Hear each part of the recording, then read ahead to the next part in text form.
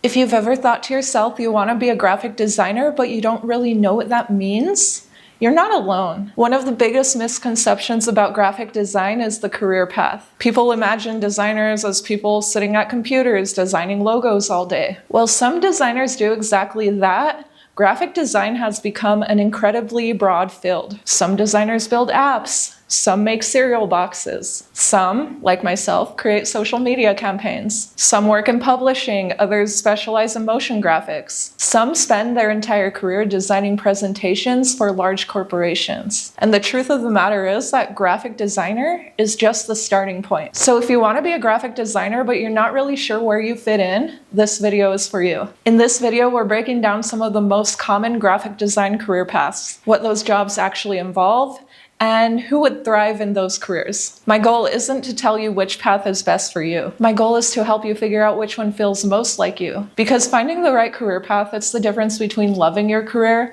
and quickly burning out. So let's jump in.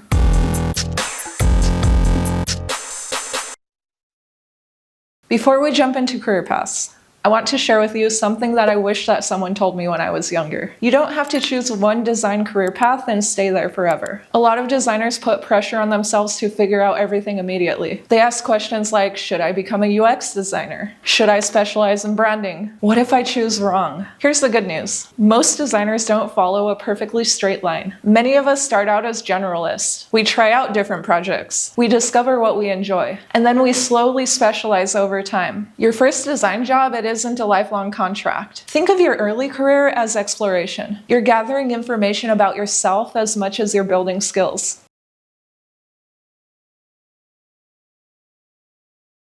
Let's talk about the career path that most people think about first. Branding designers create visual identities for companies, organizations, products, and sometimes individuals. This includes things like logos, color palettes, typography systems, branding guidelines, visual identities. And the goal isn't about making something look attractive. The goal is to create a visual system that communicates personality and builds visual recognition. If you've ever looked at a company's branding and thought, wow, everything feels so cohesive, that's usually the result of strong identity design. This path, it's great for people who enjoy strategy as much as they enjoy aesthetics. You think beyond the logo. You have to think about the entire visual language and how it works together. If you're the kind of person who likes asking, why does this brand feel this way? You might enjoy being a branding designer.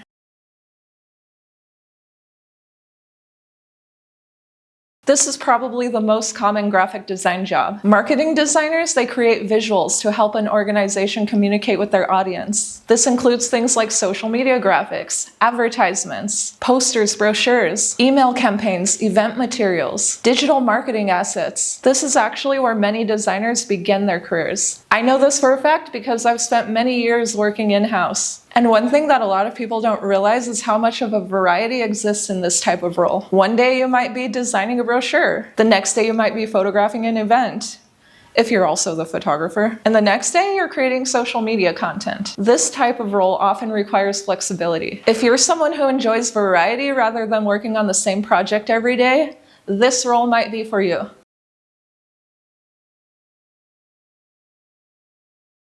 Now let's talk about one of the most discussed graphic design careers in the past decade. UX, it stands for user experience. UI, it stands for user interface. These designers, they focus on digital products, like websites, apps, software. Instead of asking, does this look good? They're usually asking, can I figure this out? Is this easy to use? Does this experience make sense? Good UX design, it's about solving problems. And good UI, it's about making those solutions visually clear. This career path, it tends to attract people who enjoy research, systems, psychology, and problem solving. If you're someone who likes making complicated things feel simple, UX or UI design might be worth your time.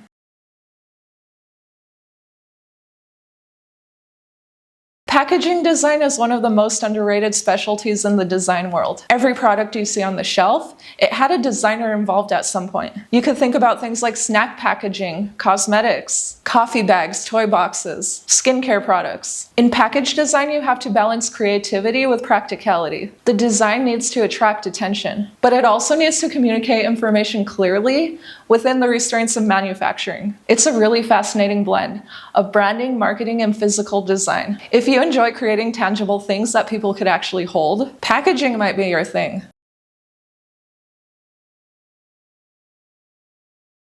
Sometimes static design is not enough. Motion designers bring visual communication to life through animation. Think of things like title sequences, social media animations, explainer videos, broadcast or YouTube graphics, brand animations. Motion design has become increasingly valuable, and it is because so much of our content exists on screens. Brands want movement. The audience expects movement, and platforms, they tend to reward movement. If you've been wanting your designs to move instead of sit still, motion graphics might be the natural next step.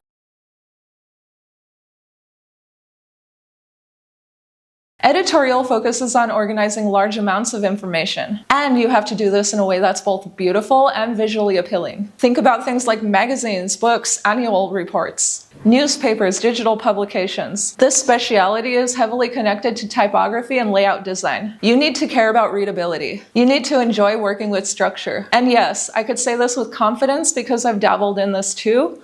You need a surprising amount of patience. If you're the kind of designer who enjoys adjusting paragraph spacing, fine-tuning layouts, editorial design might be calling your name. Some designers combine graphic design with illustration. They do this instead of relying on stock photos or existing assets. They create original work. They tend to work in places like publishing, advertising, product design, or children's media. The nuanced thing that's important to understand is just because you're a good illustrator doesn't make you a good graphic designer. And being a strong graphic designer doesn't automatically mean you're a good illustrator. They are related skills, but different disciplines. That being said, if you're someone who enjoys combining both, this career path might be for you.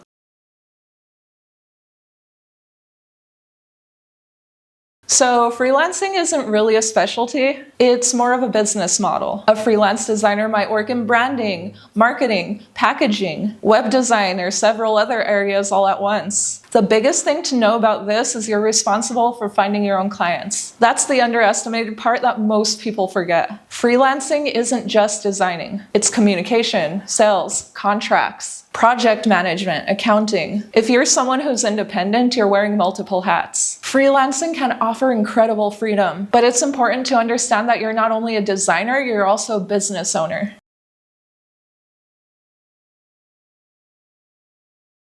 So how do you actually choose? Here's the advice I'd give the younger version of myself. Pay very close attention to the projects that you actually enjoy. Not just the projects that you're good at, the projects that you genuinely enjoy. Because skills could be developed, but enjoyment, that's harder to fake. Maybe you notice that every school project eventually turns into a branding project. Maybe you love designing layouts. Maybe you're someone who's obsessed with app interfaces. Or maybe you're someone who likes experimenting with animation. Those subtle clues matter. They're often pointing you towards your future specialization. And here's something else worth remembering. The design industry is changing. AI tools exist. New software appears every year. Job titles are evolving constantly. But the core values of graphic design, they always remain the same. Businesses still need people who could solve communication problems. People, they still need clear information. And guess what? Brands still need identities. Products, they still need to be experienced. And stories, they still need visual communication. The tools will change, but principles won't. That is why I always encourage new designers to understand the fundamentals first. Software can be learned.